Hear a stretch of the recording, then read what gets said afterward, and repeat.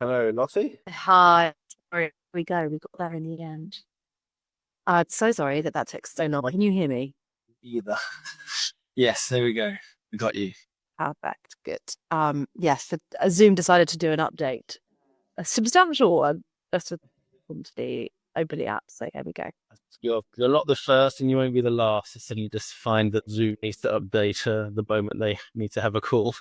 Yeah. But Lottie, thanks so much for joining. I'm recording already, by the way, I think. Great. Did it warn you? Yes, I think we're going. Yeah. So that's we're on the way. I was just thinking that yours is one of those names that I've kind of seen popping up multiple times over the years around the kind of travel writing ether, but I think this is the first time we've actually connected. But Yeah. you're in, is it London? No, I'm in South Oxfordshire, out in the wilds of the countryside. Okay, got it. All right. Well, let me do a quick intro. And by the way, sorry, they of course, as soon as I opened Zoom, they decided to chainsaw down the tree outside. Hope you won't. Don't worry, I'm in a cafe as well, so hopefully there isn't too much background noise. I've got my headphones on, which I could just hopefully blocking out. Feel good so far. For the audience. Good. Okay. Perfect. Anyway, so quick intro on who you are then. You are a travel writer. You've been doing it for around 10 years or so. You have bylines in the Telegraph, the Guardian, the Times, the Independent, so very UK oriented, National Geographic traveler as well.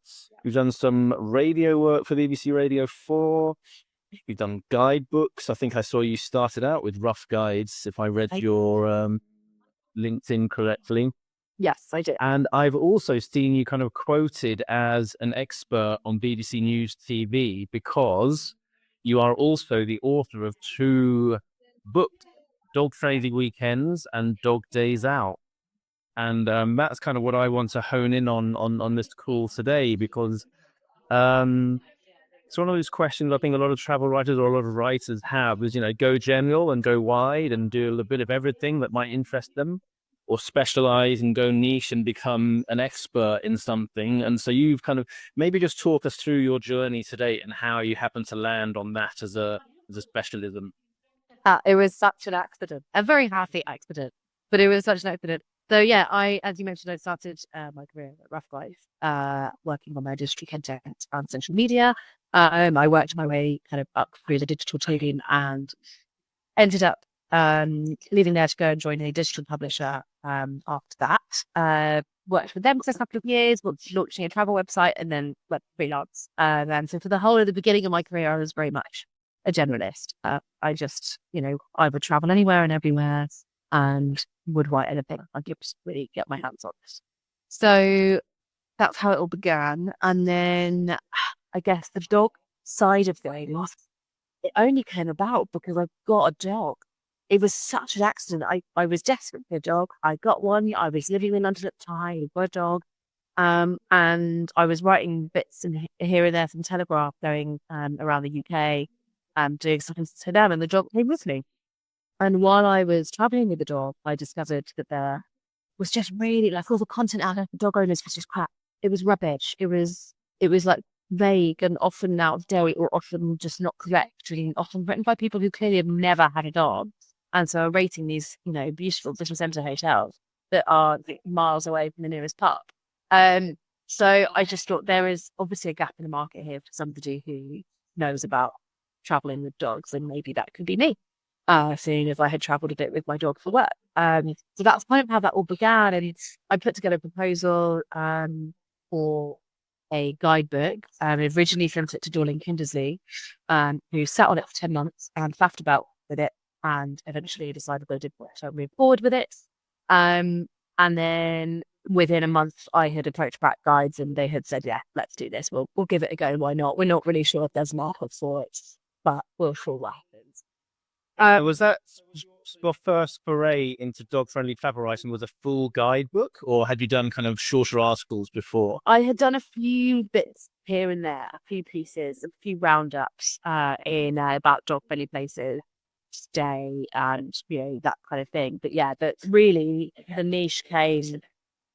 I thought the guidebook would just be like a fun thing to do. It was just post COVID, and I wasn't really doing much else. International travel was still a bit up in the air, for want of a less telling phrase. And so I was trying to focus on getting on the UK anyway. And I thought, oh, see, it would be a fun little project to do while I'm, trying to recover from having lost all my work. That was my original thinking of those days. And I'm not, by no means did I expect it to turn into basically a full-time PA's job writer. But here I am. Well, I'm working as a third book and I've just signed a contract with my book. So it's become a thing now. Yeah, it sounds like it has. I mean, so first of all, I mean, it was intriguing because I was speaking to a writer a couple of days ago, and I was talking to her about the challenges of her situation, which was being a single mum. Single mum's kind of hard enough, but then throw in freelance writer on top of that, and she's kind of got this.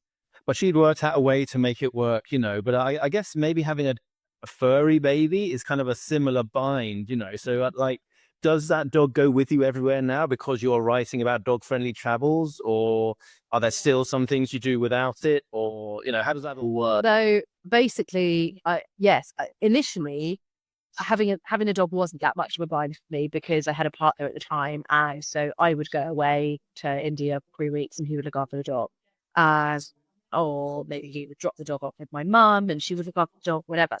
That relationship ended, and unfortunately, my mum passed away. So now I'm very much a single dog mum, with not really a huge support network for him, which means that when I go away, he really does need to come with me, or it's just a huge pain in the ass, or financial outlay.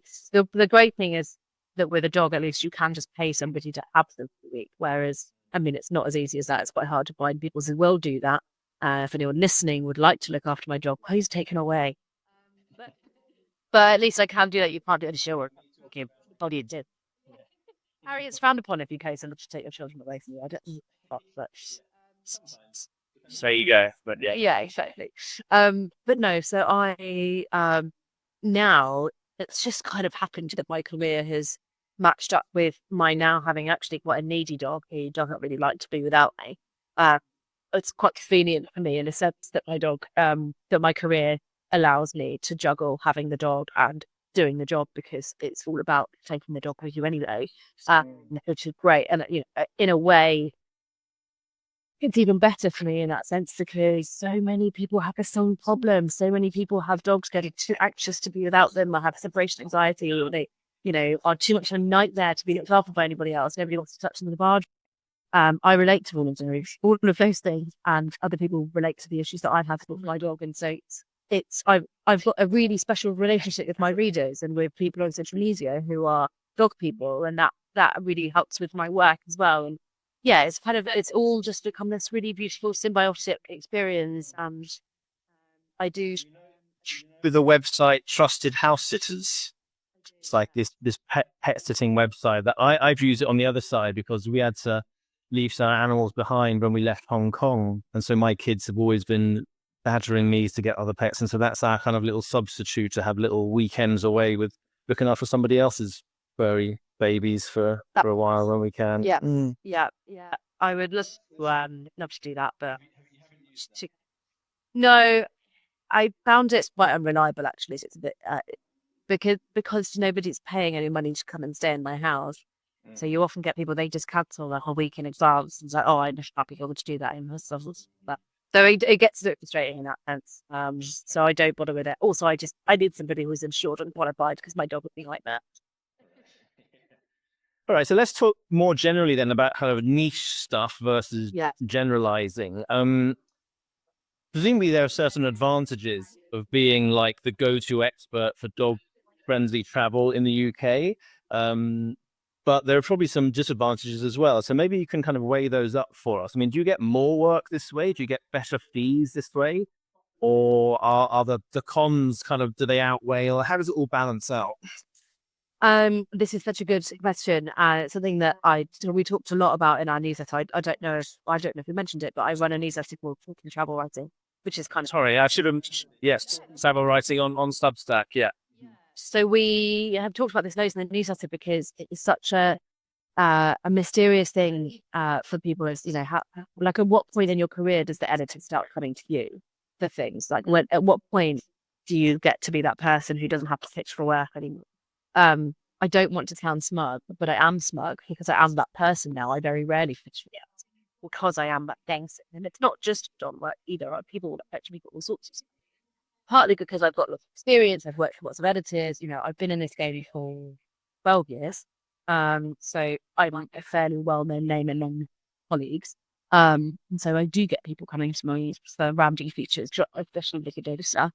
I get we make a number of offers or requests for dog-related issues, and because I have that reputation, so it was hugely beneficial because it just means that my days are more efficient. Instead of spending 2 hours writing pitches and sending them out to editors and begging for work, I can just sit there and do the work that has been handed to me on a plate, which is delightful.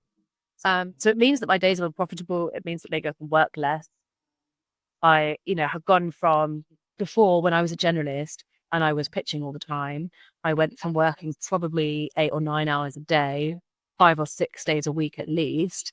I now probably work about 5 or 6 hours a day, 4 or 5 days a week.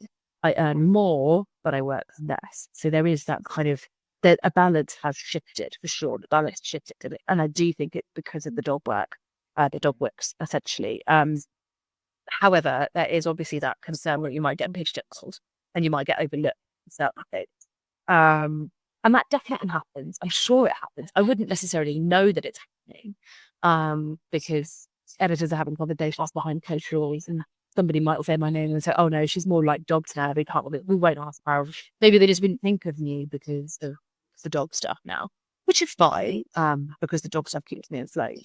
But I've never, I haven't yet experienced a no, thank you, we don't want this pitch because your specialism is dogs and it doesn't align with that.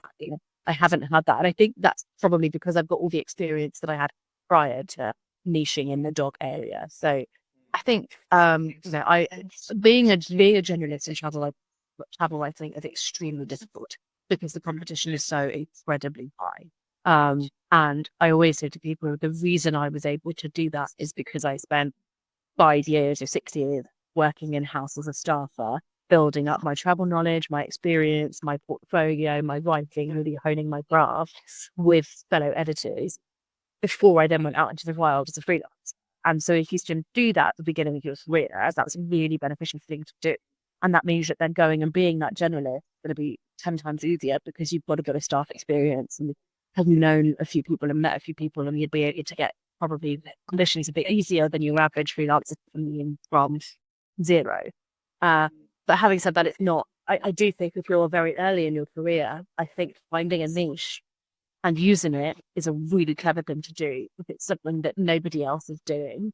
And not that nobody was writing about dogs, but nobody was doing it in such an intense and obvious fashion when I started doing it. So I think if you can find something that nobody, an edge that you've got that no one else has necessarily got, then absolutely use that. And then you generalize later. You can always spread yourself out eventually. You don't have to stay within your niche. And I do think that's possible. But I've gone obviously the other direction, the other way around, because of where I began in staff jobs. I mean, it is kind of the same advice they give to any kind of entrepreneurial project. If you're in that kind of entrepreneurial world, they say go niche to start with, really focused on, whatever it might be, over 50 men who want to go surfboarding in Bali, start a blog there or something, get that audience in, then you can start to spread out. But so what percentage of use for what you do at the moment is, or let's say income wise, what percentage is coming in from books versus kind of freelance articles or other income streams? What are your income streams, and how do they kind of divide up in terms of bulk? Now then, how does the dog writing, how much general writing do you do these days compared to dog writing? Okay, so I would say time-wise, I spend the majority of my time doing dog writing of some sort. It might be commercial-related stuff. I'm doing some commercial stuff for a tour operator at the moment, or travel agent, sorry, who is looking to specialise in some dog-friendly stuff. I do some commercial writing for companies who, I don't know, about dog-friendly accommodation, things like that. So it's all in my head, it's all travel writing. It might not necessarily be editorial. It might not be deep featured in National Geographic Traveller, but it earns your money. So I'm very happy about it. So I would say probably most of my time is, and then obviously I'm writing books. Writing a book is unbearable. So I would say probably 75% of my time is spent working on book stuff, or sorry, dog stuff generally. And then about 25% is probably other things. So occasionally I do some hotel consultancy, where I work for a hotel consultancy who goes in and does big kind of reviews of what's going on in a really fancy hotel in Mumbai or in Mexico or wherever. And then they put together loads of notes, and then I have to formulate that into a deck with some flowery copy, and it's all slightly unhinged. But again, I get paid. So that probably takes up that, and alongside, I don't know, maybe a few other bits and pieces here and there, it takes up about 25% of my income. No, time. It takes up 25% of my time. If we flip it to income, that's 75% dogs, 25% not dogs. In terms of my time, in terms of income, I would say it's the opposite. 75% of my income probably comes from non-dog related things.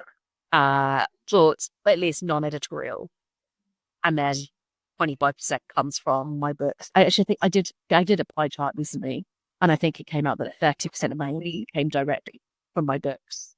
And then there was a good chunk of like editorial, probably about 35-40% editorial, and then the rest copywriting stuff. So it depends how you want to categorize it, really. The pie chart could look so different depending on how you split income wise, time wise, whatever. But yeah, I would say, dogs take up most of my time. But bring up the least amount of income. That's kind of an interesting. Yeah, but I like doing the dog stuff. So this is the thing, right? I do the hotel consultancy stuff. I do the copywriting stuff that earns me really good money. I do a little bit of that each month, and then I get to work on my cool stuff. And sure, the books don't earn me that. The books haven't earned me that much money because they haven't been out for very long. My first book's only been out for a couple of years. My second book only came out in May. So I've not had a chance to earn very much from either of those books, really. I earned a reasonable amount in the first and second year in my first book. My second book, I earned nothing because I have my advance, but that's my money, is it? Money I'm paying that to publish sale. And I won't get a payout until March next year because you only get paid twice a year from books. So it may be that the balance shifted this year because my new book came out in May, and all of a sudden it's flown off the shelves. We sold 1,500 copies in the first month. So who knows what the rest of the year looks like for that. I have no idea what the sale will like. But I will then get a payout at the end of March, I think, for the rest of this year's worth of sales. And that could end up tipping the balance to, okay, 60% of my income now comes from books. It really depends on how many that's sold. So at the moment it looks kind of loose, but I'm optimistic that the balance will tip in favor of those books in probably about a year. But I think you hit it on the head there, because I think that's what so many people have to do, is they do the kind of the unglamorous drudge work because it pays better, that then allows you the time to do the fun stuff that you really want to do, and I think that a lot of that, even if whether you're niche or generalist, for me as well, as when I was freelancing, I was a fairly generalist writer. I would do anything, not just travel. It would be travel, it would be kind of social, it would be all sorts of things. But that was the luxury I gave myself in return for doing other drudge stuff that just paid the bills at the end of the month. So that's kind of, I think that formula is not uncommon in the freelance world. And I think it's so, what is common about that formula is that people feel shamed, and there is absolutely no shame in that. Like, what is shameful is, essentially earning a pittance because you're too embarrassed to go and do some copywriting. Like, absolutely not. The copywriting is what allows me to do the journalism. The copywriting is what allows me to write the books. And I'm really proud of myself that I've got to a point where I can do 1 week of copywriting, and spend 3 weeks writing a book, and then 1 week to copywriting, 3 weeks writing a book. Having that balance, having the skill and experience to be able to not much margin to do that 1 week of copywriting work, that then gives me 3 weeks off the write.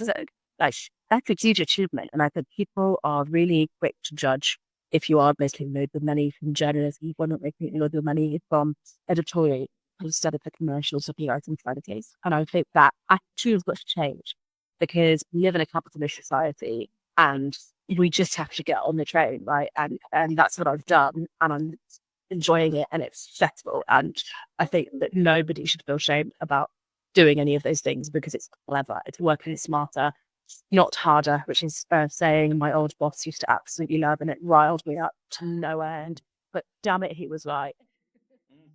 And I mean, the other thing is, travel writing is possibly the most competitive niche there is, because everyone feels like they can do it. Everyone kind of wants to do it. It sounds so glamorous on the outside, and it's kind of, I think it attracts and it feels just very accessible.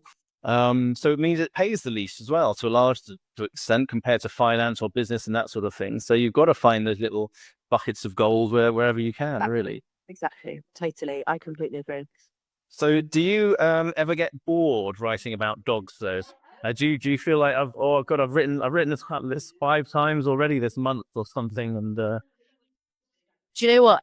There was a time when I was writing a book, and simultaneously writing 4 or 5 articles a month for a dog-friendly travel blog, for a company.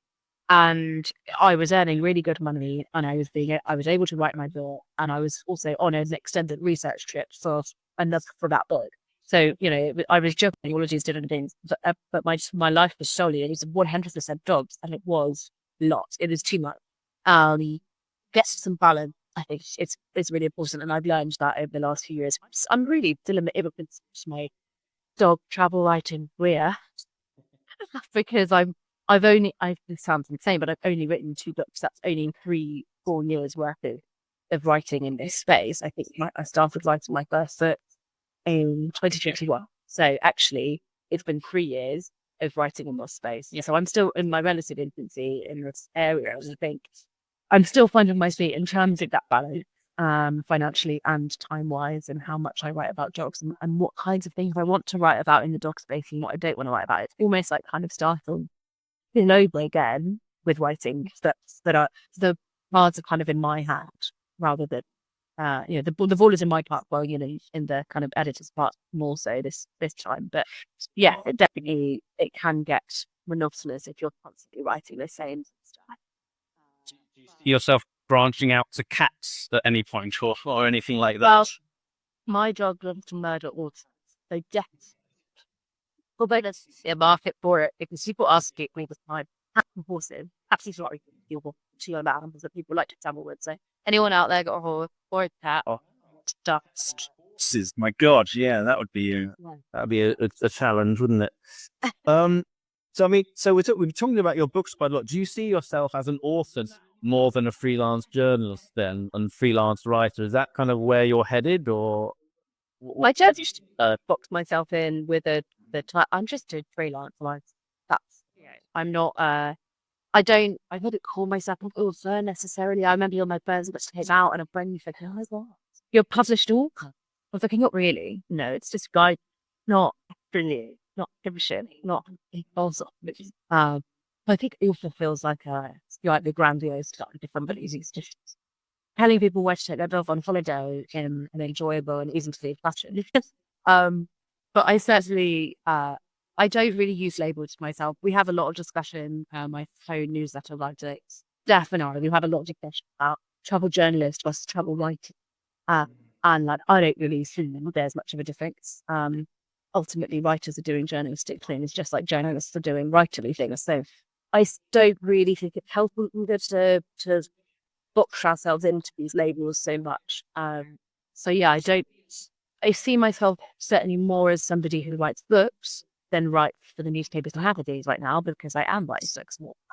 But inevitably, the moment a book comes out, I am there all over the newspapers and magazines again because of trying to make my books. So it comes in fits and starts. It comes in waves. Against me editorially, I will be either making the book, or I will then be pitching to the newspapers and magazines because my book is out, or because I've got something else going on what I want to pitch out, whatever. But yeah, it's not. I really enjoy it. I love having that kind of ability to move, between the media and publishing, and between dogs and not dogs, and I have resisted. I did resist for a long time, leaning into the dog writing because I didn't want boxed in as the dog writer.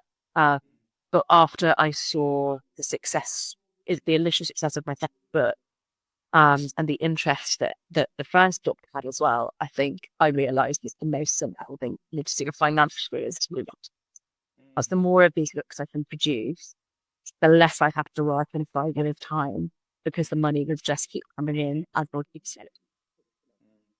Typically, that dog, that the dog market is ending actually was tightly it just felt like a really sensitive age. It felt like I'd hit on a gap in the market and I should just go with it. And you know what? I know so many people who have had so many different careers, not necessarily in journalism at all, but people who have worked in IT, but then they also, used to be a manager in the NHS, and then they've done this, they've done that. They've had 5 careers in the space of 6 years. And I just think, I'm currently in my dog era. I don't know what era is next for me in my career.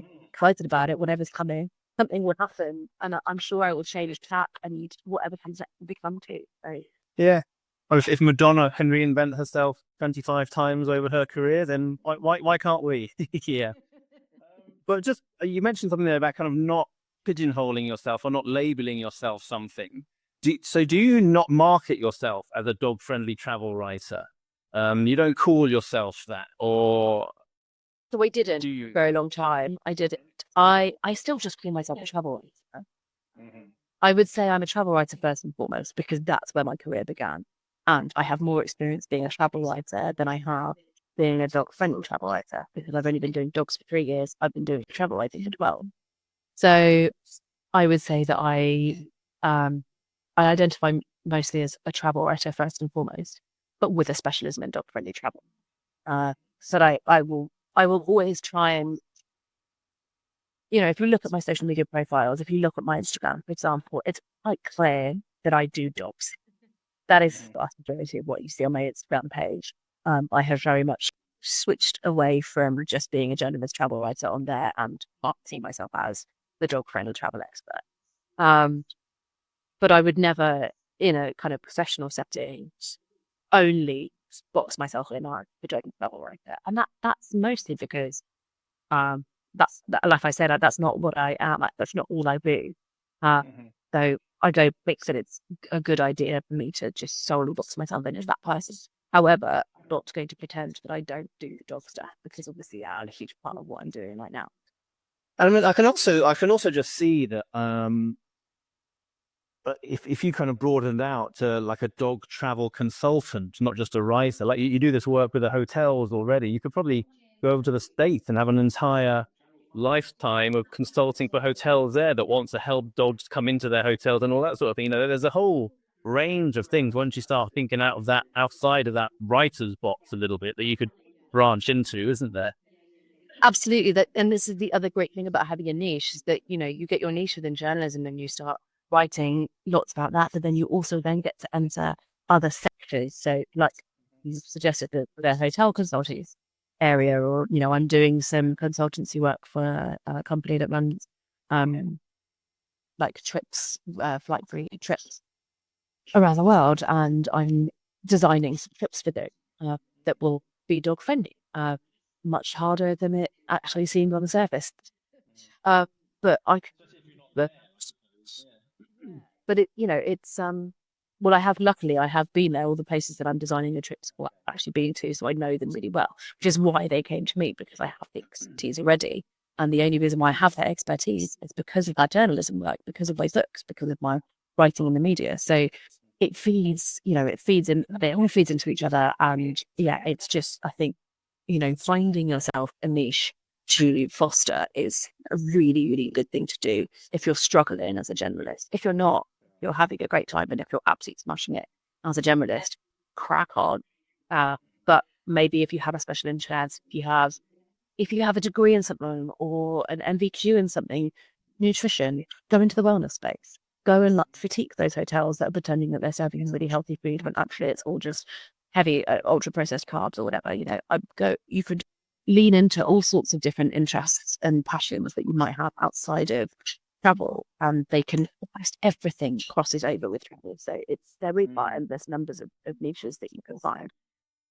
Well, I think that's why kind of niching down further than just travel is, travel itself is so broad. It includes so much. So it kind of makes sense in some ways to niche down. But you said earlier that you fell into dog writing, dog friendly travel writing, just because you had a dog. So have you not actually done anything? You haven't gone on special dog travel training courses? It's all just been based on your own experiences and research that you've done to the stories in the books. Yeah, exactly. And I think, that I've never heard of any dog travel training courses. If you hear of any, let me know. One day, maybe another since this to go. No, it was purely from my own experience, which is why it's an accident. Because I mean, my expertise as a travel writer is really what led to this. Because I was looking at the content, I was suddenly the consumer because I had a dog and I had to travel with the dog and I had to go and look for places that were dog friendly. And so I became a consumer, which is very rare. Most travel writers don't become travel consumers because we don't like to pay for our holidays. But I became a consumer and I realized that the content that I was consuming was useless. It was completely rubbish and it just didn't have the include sheets.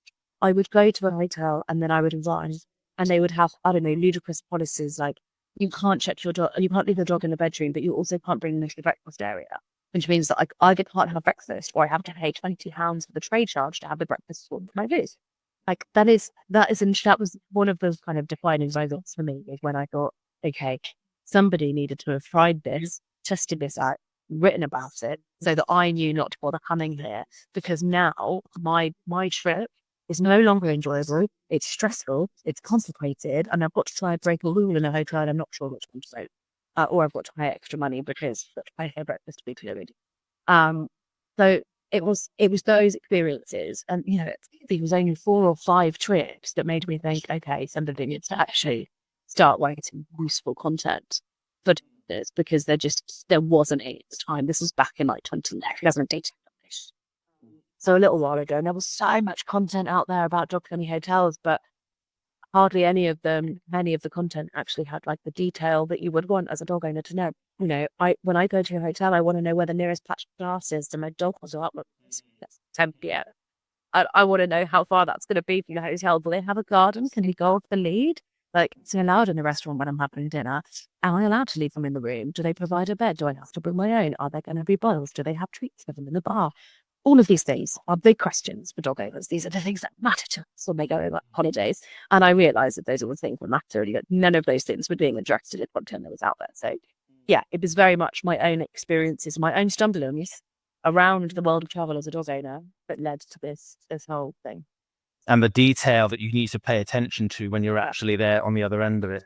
But I guess the other thing that kind of tells you when the content that already exists is so bad, it also tells you that maybe that like you said, there's a gap in the market here. There aren't many writers covering this to the degree that it needs to be covered already. So I think maybe you kind of stumbled onto something. There was a gap in this market and you've helped fill it.